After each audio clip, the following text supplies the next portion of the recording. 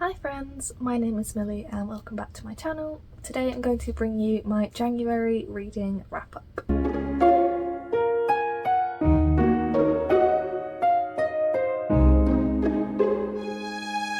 So normally in my reading wrap-ups I tend to yap. They tend to be very long videos, they take me a long time to film, and they tend to just be long even after I've edited all of my yapping down. But I currently have a bit of a neck injury, so I'm going to try and shorten this wrap up as much as I can. I'm going to try and not yap as much, and that does mean that I'm not going to include the kind of normal stats that I do at the start of all of my monthly wrap ups, just because I'm not going to be able to sit and talk for very long. Like, I have a cushion protecting my back at the minute, and after filming this I'm going to have to go and like lie down, put a heat pad on my neck and just rest for the rest of the day. But I really wanted to film this wrap up because I haven't been able to talk about all of the books that I read in January yet, and I did read some really good books. I read some books that have been on my TBR for a long time, and obviously it was the first month of the year as well, so it's kind of like I want to kick off the year right by actually talking about the books that I read in January. It's just that the neck injury is not helping. Came at really the wrong time.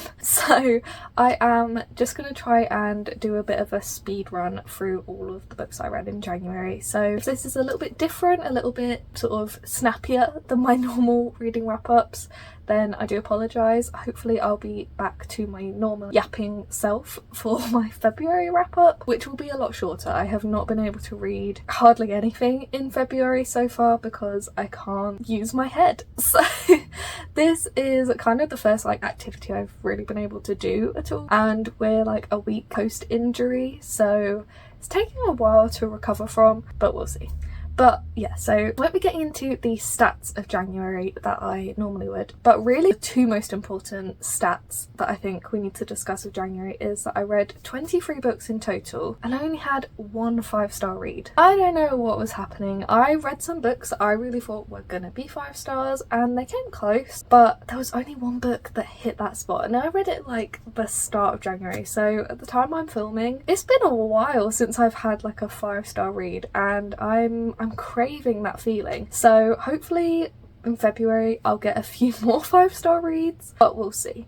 So let's just get right into what books I read, and the first of which was a book that I've been highly anticipating reading, and it is Lady Macbeth by Ava Reid. Now, if you've been here for a while, if you know me, you know I love Ava Reid. I just adore her. I would read anything she's written. A Study in Drowning was one of the best books I read in 2023, and I love her so much, and I talk about Studying Drowning all the time. So of course for my first book of the year I wanted it to be from an author that I've loved, and I was really highly anticipating reading Lady Macbeth. Lady Macbeth is a retelling, a sort of reimagining, giving power to Shakespeare's most famous villainess, and this is actually the stunning Fairy Loot edition as well. I got a proof edition as well of this, but this is the absolutely gorgeous Fairy Loot edition that I am just obsessed with, of course. And while this wasn't quite a 5-star read for me, it was a 4-star read, which I was really happy to start the year off with a pretty high rating for my first book. And I'm not really like an expert on Shakespeare or on Macbeth. I read it for school, read it for my GCSEs I think. I haven't read it since then, can't remember a whole lot about it, so I can't really say how accurate of a retelling this is or how faithful it is to the original story, even though I have read it. I know that a lot of the reviews that I was reading of this book is that it doesn't necessarily ring entirely true to the original story. I don't really care about that. Like, that doesn't bother me.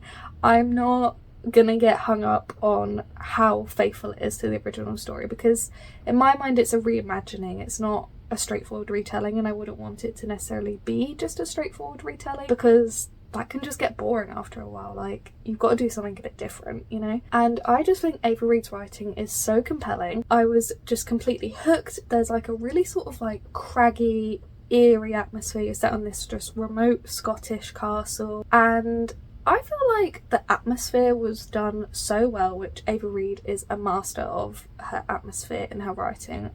That is like one of the things she just does best. I did like Ava Reid's interpretation of the characters, but I do think that Lady Macbeth herself could have been a little bit more ambitious or ruthless. Like, when you see her in the original Shakespeare, she is very ruthless and very ambitious, and that's what makes her such a good villainess. And I just feel like she was maybe lacking a little bit of that conviction in this reimagining, if that makes any sense. But she is very young in this. She's like 18 years old, so she obviously hasn't had that kind of experience that she has in the original version. And honestly, I just love Ava Reid, so while I can kind of see where some of the negative reviews are coming from, I really enjoyed this. So I think if you've been thinking about picking this one up and you've been put off a little bit by the negative reviews, I would still pick it up.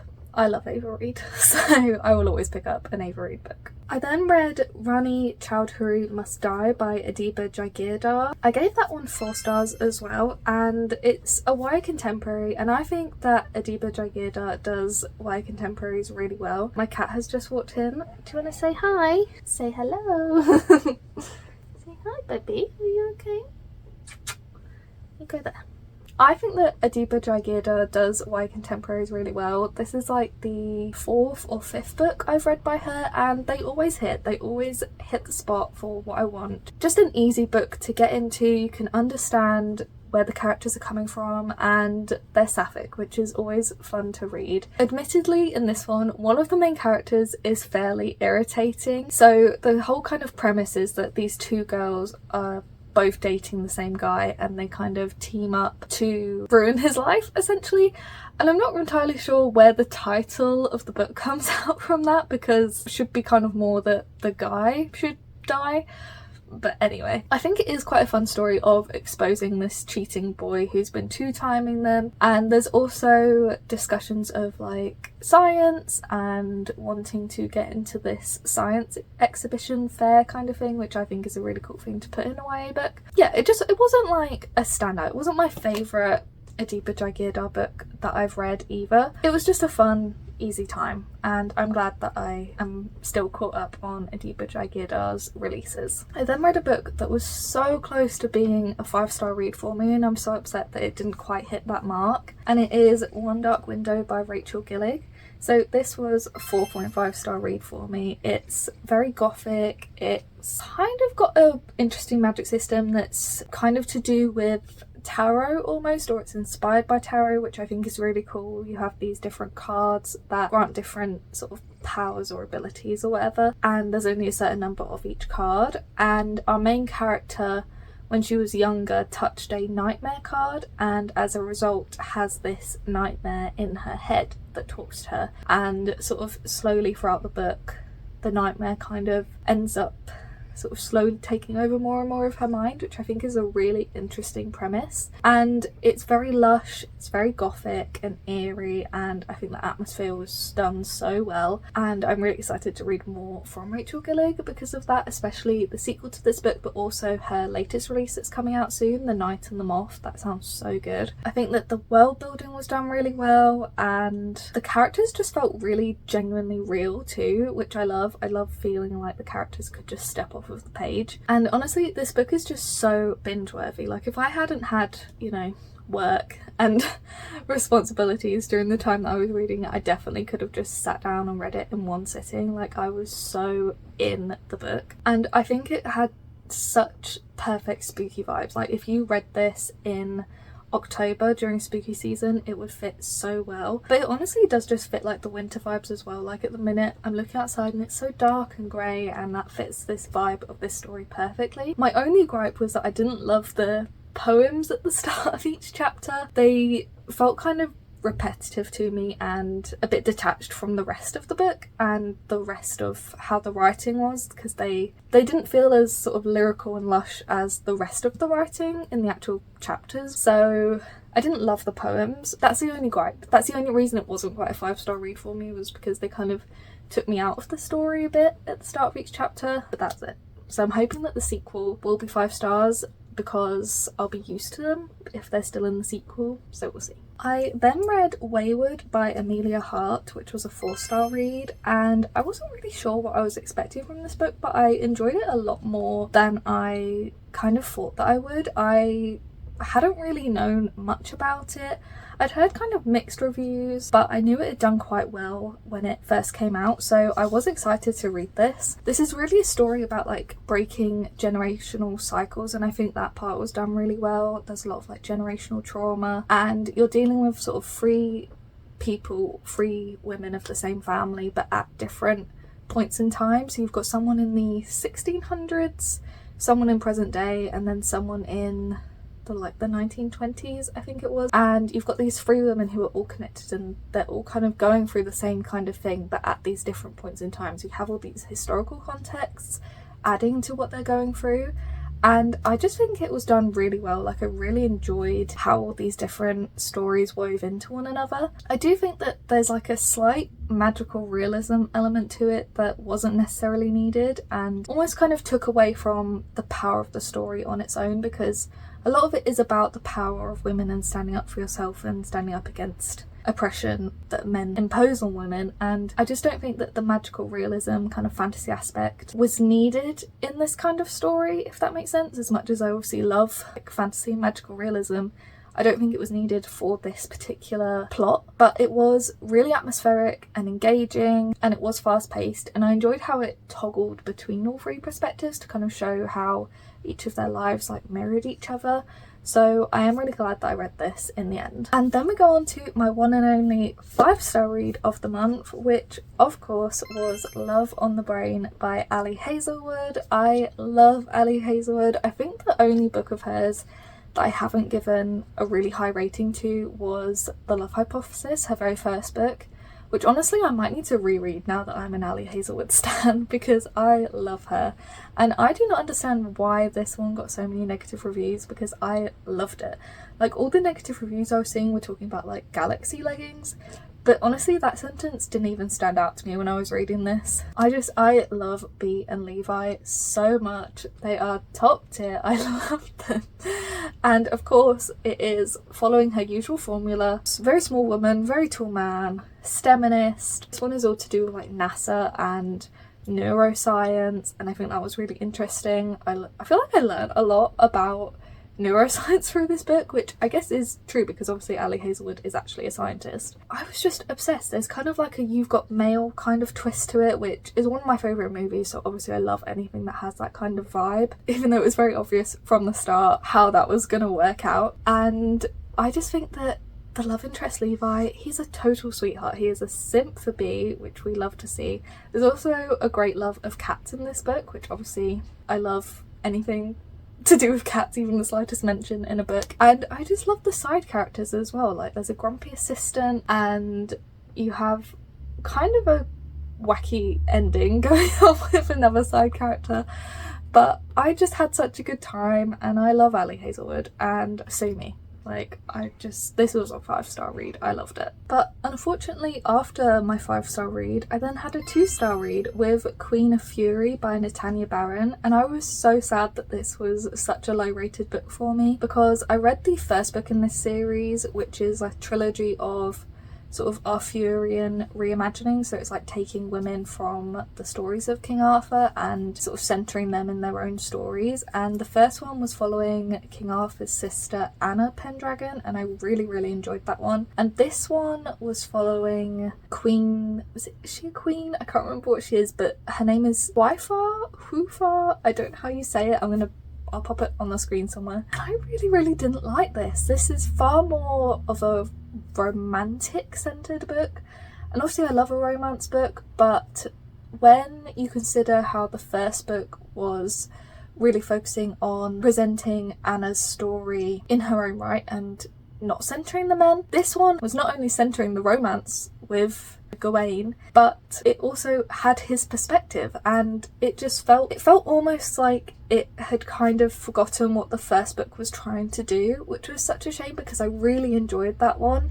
And the main character, the female main character, was such a strong female presence in the first book, and I felt like that was just kind of lost in this one. And although I love the way that this series is exploring Arthurian legend and retelling it in this way, I don't think I'll be continuing with the series because this one just ruined it for me, honestly, and that was so sad. I then read another book that talks a lot about Arthurian legends and is kind of a retelling of King Arthur, and that is Legendborn by Tracy Deonn. Very shiny cover and amazing cover as well.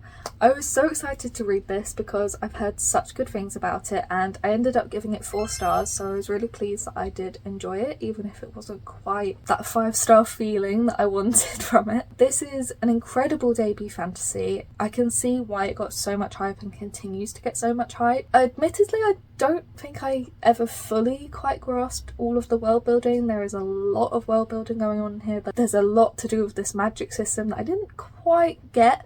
But I'm hoping that when I read the next book in the series, Bloodmarked, that I will understand it a bit more, because obviously I'll have read the first book and I won't be trying to get to grips with that at the same time as reading the plot. But the characters are absolutely fantastic, particularly our main character Bree. They felt very genuinely real, and this is quite intense. There's a lot of emotions to unpack, especially because you're dealing with Bree's mother having died at the start of the story, and her trying to not only feel closer to her mother but also learn more about her mother's life that she never got to talk to her about when she was alive, while also dealing with the fact that magic is real and monsters are real, and that she is going to try and have to protect the world. And I felt all of those feelings really strongly. The romance didn't quite click for me with either love interest. There's kind of 2 love interests in here, but I am excited to see where the author goes with that and which direction the romance will take, although it's definitely not the focus of the story, which I appreciated for this book. And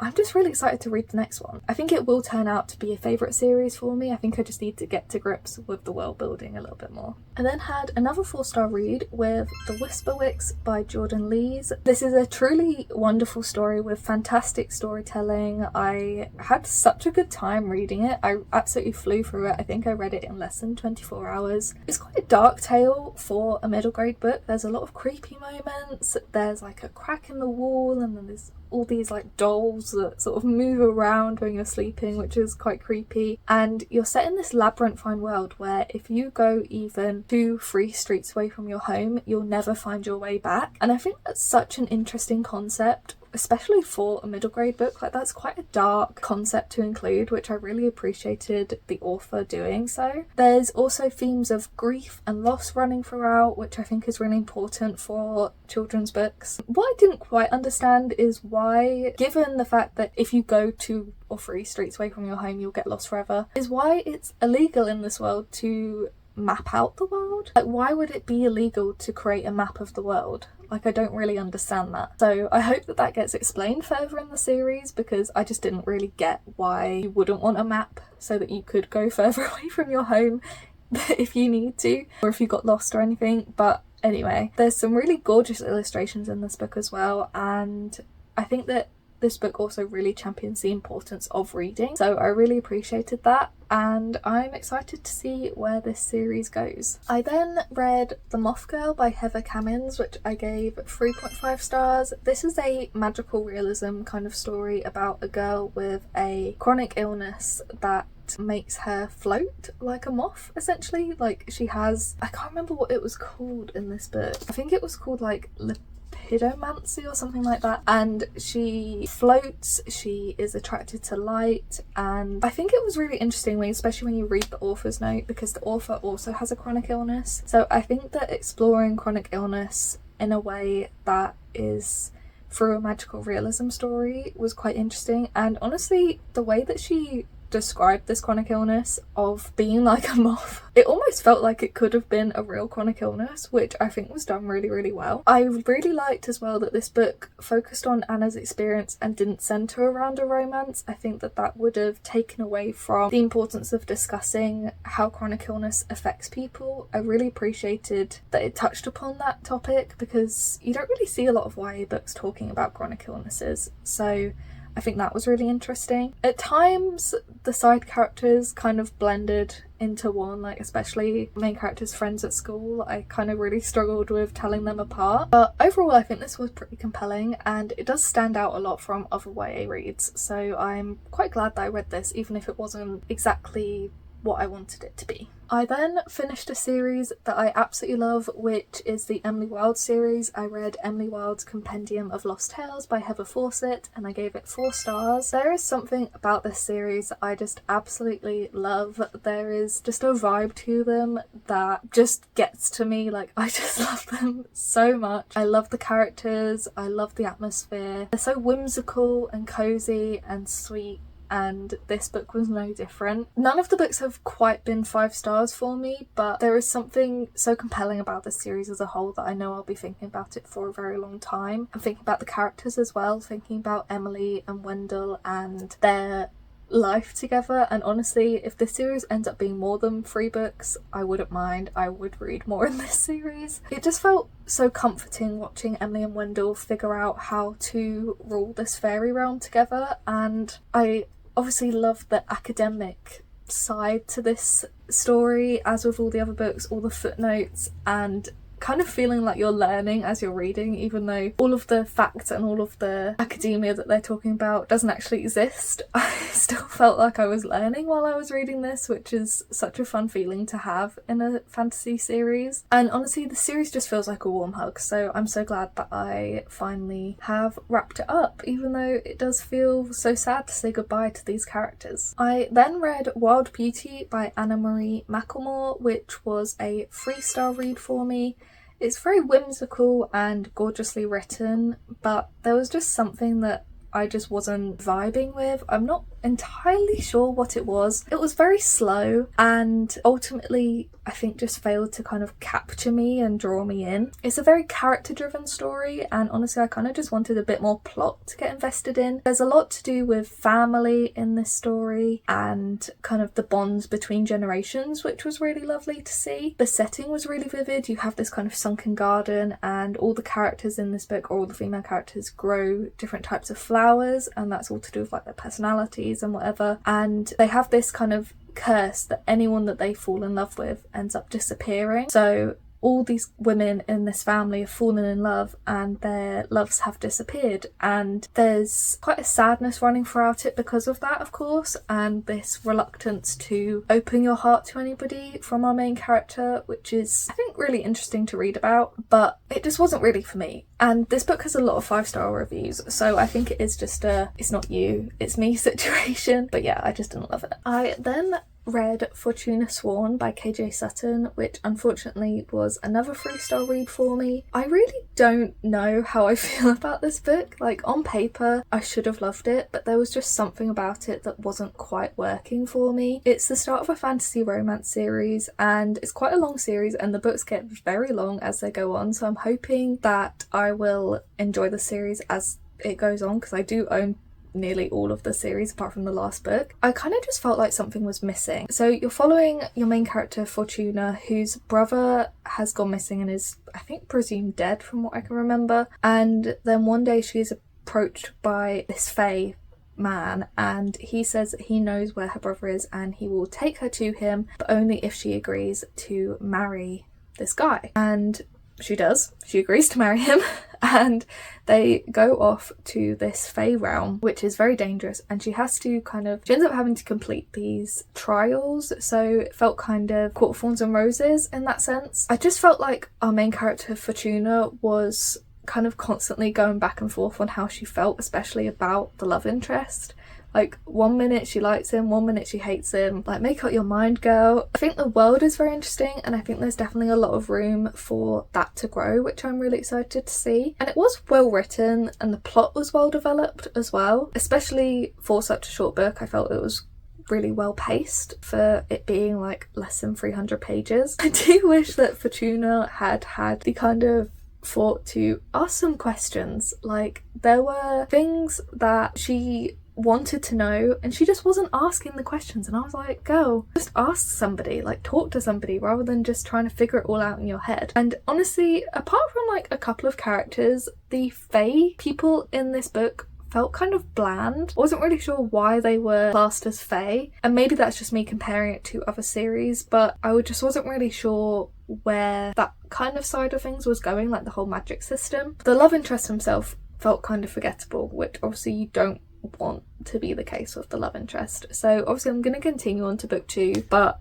it wasn't exactly what I wanted this series to be, especially from the reviews I've heard of it, which have been kind of glowing. So hopefully I'll love the series as it goes on. I then read This Feast of a Life by Cynthia So, which I gave 4 stars. It's YA contemporary, it's very well written, easy to read. I do wish that it'd been more of a coming of age story rather than focusing on the romance between the 2 characters, because they're both going through these very difficult situations. One of them is figuring out their gender identity as well as kind of what they want to do with their life, and the other one is dealing with the death of her mother. I think that both of these experiences are incredibly important to include in YA books, but I just feel like the romance between the 2 characters almost kind of took away from the importance of talking about those experiences. So I really liked the book as a whole, I just didn't love the romance aspect of it. I then finally, because the 3rd book in this series was coming out, picked up the 2nd book in this series, which was Iron Flame by Rebecca Yarros. So I'd heard obviously a lot of mixed reviews. There are a lot of people who really don't like this installment in the series and a lot of people who love it. And I ended up enjoying it. I gave it 4 stars and I feel like this series is very enjoyable. It's just not turning out to be a favourite for me. Obviously I haven't read Onyx Storm yet, so no spoilers in the comments, but we'll see obviously how I feel about the series after reading that, because I've heard even more mixed things about that book. So considering the popularity of Fourth Wing, I'm not sure where this series is gonna go, like where the popularity for this series is gonna go. Like, it's kind of an interesting sort of situation with this series, I feel. But I loved how action-packed this book was. I loved how the world building really expands. I feel like so much happens and I was really invested in what was happening and in the like politics of the world and how that's going to expand in the further books. I'm really excited to see. I do think that with such extensive development of the world and of the plot, the characters kind of fell a bit to the wayside, especially the romance between Xaden and Violet. I feel like that didn't work as well in this book because the miscommunication was rife in this book. I still really like them individually, but they were just keeping so much from each other all the time. And that one conversation that they have where Xaden was like, well, I didn't tell you this because you didn't ask me. It's like, dude, why wouldn't you just tell her rather than waiting for her to ask the question? Like, it was so stupid, unrealistic to how couples should be. So I didn't like that part as much as I liked it in Fourth Wing, but I am really excited to see where Onyx Storm is going to take this series, especially after the ending of this book. But it'll probably be like a year before I get round to reading Onyx Storm, considering how long it's taken me to read Iron Flame. So we'll see whether I end up getting spoiled for it. Hopefully I won't, because I managed to avoid being spoiled for Iron Flame, but we'll see. I then had a very unexpected 4.5 star read with The Dark Within Us by Jess Popplewell. I read this in literally one sitting on a train journey up to Manchester and I really enjoyed this. It was so good, kind of a quirky reimagining of Hell, and I feel like it was so much fun. This doesn't have hardly any reviews on Goodreads and I'm really surprised because it's just so fun. Like, it's a fun time, it's very funny, it's, as I say, it's very quirky, like that is the word for this book, and it's got some kind of creepy, eerie moments that are offset by this really great sense of humour, and there's also a lot of charm in this book as well, which I really enjoyed. I was really gripped and I was invested in not only our main characters but in all these side characters that we get little snippets of as well, and I just had such a good time reading this. I'm not quite sure why it wasn't quite a 5-star read for me. I think it just didn't quite have that feeling, but I had such a good time, so I would really recommend picking up this book, especially if you like anything just like a little bit dark and creepy but not too much. This is really good. I then had a 3-star read with The Last Murder at the End of the World by Stuart Turton. I picked this up because I love the concept of it. I love anything apocalyptic, anything dystopian, set at the end of the world, how different people interpret how the end of the world would come about. I think that's really interesting to me. So that was really why I picked this one up. I'm not really a thriller reader, especially an adult thriller reader, so I knew I wasn't gonna love that aspect of it, but I was really hoping that I would love the apocalyptic dystopian side, because it's basically about this murder that takes place at the end of the world and then everyone's memory is wiped. So even the killer doesn't remember that they committed the murder, which I think is really interesting. But there were a few things about this that just didn't quite work for me. I think this is really a story of two halves, and as soon as the story kind of ended up going into the murder aspect, I lost interest. The end of the world kind of side of things is a lot more interesting than the murder was. I think especially because we're reading from perspective of this like omniscient narrator, this kind of AI system that is also in everyone's heads, and I didn't really understand that aspect of it. But it kind of hinders the murder investigation like at all times. Even when you're reading from the perspective of it, you don't really understand why it's doing that. So I just didn't really get to grips with the story, and I just feel like the story as a whole would have been a lot stronger without the presence of this AI character that you're reading from, or the reveal about the villagers, which obviously I can't say because that's a spoiler, but there's this reveal about the villagers that I just don't think was really necessary for the story to work. I feel like it was just like another thing that was added in just to add a bit more, but in my opinion it kind of took away from the story in actuality. So yeah, it wasn't the best thing I'd read. I then had a 3.5 star read with The Seventh Veil of Salome by Silvia Moreno Garcia. This is a historical fiction novel, and I've read 2 books by this author before. I've read The Daughter of Dr. Moreau, which I didn't love, and I've also read Mexican Gothic by this author, which I did enjoy. That's more of a horror novel. It's very brilliantly written and gorgeously crafted. I just think it suffered from having too many point of views.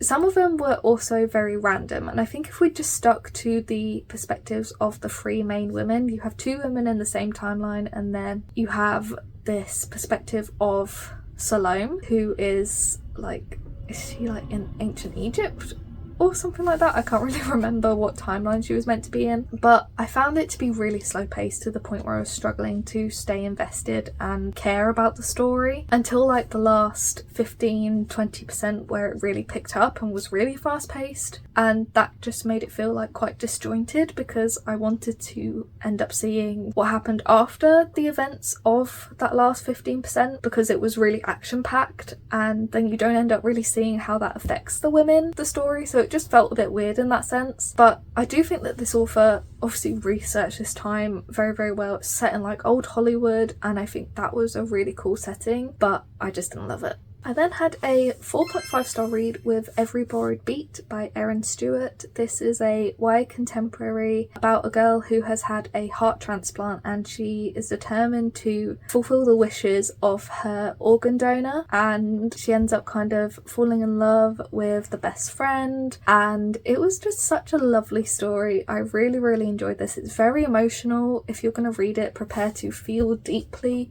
Comes out in March, I believe, and I really hope it does well because I had such a good time. It really reminded me a lot of If I Stay by Gail Forman, because you have this kind of concept of like this second chance at life, and I think that's a really interesting way to go about looking at life as well. I think when you have this main character who was literally on the brink of death, like she had prepared to die, she'd filmed like last goodbyes and prepared her will and all of that, and then she got this second chance at life. So it's a very emotional concept. She has a lot of survivor's guilt as well because her best friend is also on the transplant list, and so she has this kind of thing of, why did I deserve to get this heart and she didn't? Like, why was I in the right place and she wasn't? And at the same time, obviously, that she only got to live because someone else died, which I think is a really interesting thing to think about. Obviously, so many people go through on a daily basis. You really root for the main character throughout as well, which I really appreciated, and honestly I just had such a good time. So I hope this does really well when it comes out in March, I believe, or maybe February, I can't remember.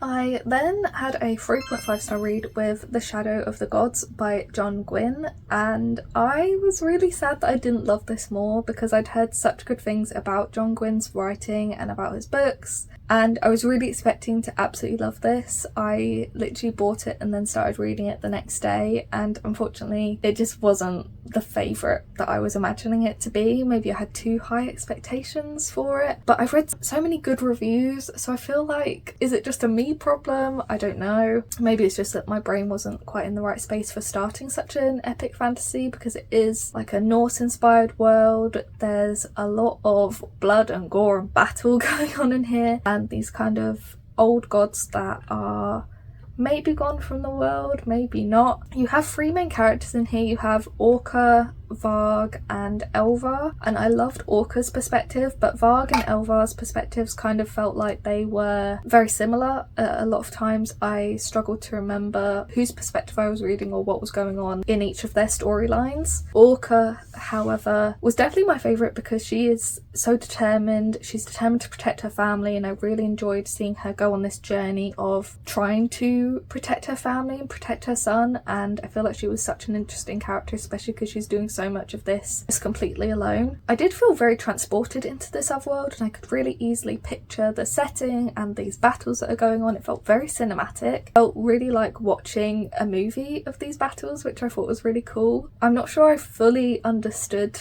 all of the world building. Couldn't tell you, for example, how the Tainted in this book came to be. I was a bit confused. They're like ones who have powers of the gods or something, but I feel like I lost what was going on with those at some point and couldn't quite pick it back up. But I'm hoping that reading the next book will be easier because obviously I'll have kind of established the world building. I might just need to reread this at a different point to understand it a bit better. I then had a DNF with The Whispering Night by Susan Dennard. This is the 3rd book in the Luminary series, and I have read the first 2 books. Really didn't enjoy them, so I'm not really sure why I ended up requesting this one on NetGalley, but I just found myself not caring enough about the characters or what was going on, and I just cannot get past the fact that the main character's name is literally Wednesday. Like, her first name is Wednesday and her last name is Wednesday, and I'm just like, why? I don't understand that. So I just didn't care enough to finish the series out, and I'm glad that this is the last book in the series, although if there are going to be more, I'm obviously not going to be reading them. I then had a 4-star read with Let's Split Up by Bill Wood, which is a reimagining or inspired by Scooby-Doo, which I think is really fun. This has got some really bad reviews on Goodreads, and I'm not really sure why. It's just a silly, goofy time. It is a bit predictable, yeah, but I still had a good time. I finished it in like one sitting. I absolutely flew through it, which obviously you can easily do with mysteries, especially YA mysteries, because they're not the most difficult things to understand, which is what I needed at that time. This has a very nostalgic 90s vibe to it. I'm not entirely sure when it was meant to be set, if it was meant to be set in modern times or in the 90s, but it does have a very nostalgic kind of feel to it, which I really like. I do think that I was a bit confused as to why this book was set in the US and not in the UK, because the author is British, and I feel like it would have worked a bit better if it was set in the UK because the vibes felt very British. But yeah, I just don't know why this book got so many bad reviews. Like, it is predictable, but it's just a silly, goofy time, and honestly I quite enjoyed it. So if you like a YA mystery and you can kind of set aside the fact that it is a little bit predictable, it's very easy to read. I then unfortunately had a 2-star read with Soulmates by Susan Lee. This is a YA contemporary that is a lot to do with like K-pop and K-dramas and all of that, and I'm not really into any of that, so maybe that was kind of where the problem lies a little bit, because I didn't really understand a lot of the pop culture references that they were talking about. So maybe if you enjoy K-dramas or K-pop or anything like that, then you would enjoy this more than I did. But it just felt very flat to me. The plot was fine, but the romance didn't work for me. The characters honestly were insufferable. They disliked each other for absolutely no reason. Our main character Hannah was just so childish. I can't say why she was so childish without spoiling it, but she was just so self-centered, and it irked me every single time I had to read a chapter from her perspective, and yet they managed to forget all of this dislike that they have for each other in like one conversation. Yeah, it just didn't really work for me. But then I did get to finish out the month with a 4-star read, which was Breath of the Dragon by Fonda Lee and Shannon Lee, and I was not expecting to enjoy this as much as I did. This is kind of like a love letter to martial arts, which is to be expected because one of the co-authors is Bruce Lee's daughter, which I think is really cool that she kind of dedicated this book to what he loved, which I think is really interesting. I don't know anything about martial arts, but I had such a good time reading this. Be prepared that most of the scenes in this book are martial arts scenes, but honestly I really enjoyed it. It felt very cinematic, it felt very vivid, and the descriptions of these martial arts fights were very tense and you didn't quite know how they were going to go, which I think was really cool. I really liked our main character. He was very relatable and really family focused, entirely family focused. So I really like that his kind of main drive doesn't change throughout the book. He is entirely focused on bringing his family back together because he and his dad were separated from his twin brother and his mum at a very young age because they were caught practicing martial arts illegally, and then they were sent over the border to like the west, I think it was, of this country where it's not illegal. So I don't really understand that aspect, but it was a bit repetitive at times. And then there's this reveal of this character who is masked throughout this competition that was pretty predictable. I saw it coming from the start, but I still really enjoyed how that turned out, and I had such a good time, and I'm really excited to read the sequel whenever that comes out. The first book, this book, has only just come out, but it is going to be a duology, and I'm really excited to read the sequel whenever that comes about. So I think even if you don't love martial arts, like I don't know anything about martial arts, I don't think you need to have a love for martial arts to enjoy this book. I had such a good time. So that was all of the books that I read in January, and I am feeling the pain in my neck now. Don't know if you can hear like the shakiness in my voice. I need to go and lie down for a bit. Like this has taken it out of me, but I am really glad that I have managed to film this wrap up and talk to you about the books I read in January. And even if I did only have one 5-star read, there were still a lot of books I read in January that I did enjoy, but hopefully I will have more 5-star reads in February. I'm hoping for at least 2, but I'm obviously definitely not going to read as many books in February as I did in January, so we'll see. Even if I do only have one 5-star read, that's still a win to be able to actually read anything in February, because I'm struggling to read with my neck like it is. So hopefully I will recover soon. Let me know what your favourite book that you read in January was, and if you've read any of the books that I read, what you thought of them. I hope you have a wonderful rest of your day. Like this video if you liked it, and subscribe if you wanna, and I will see you in another video soon. Bye!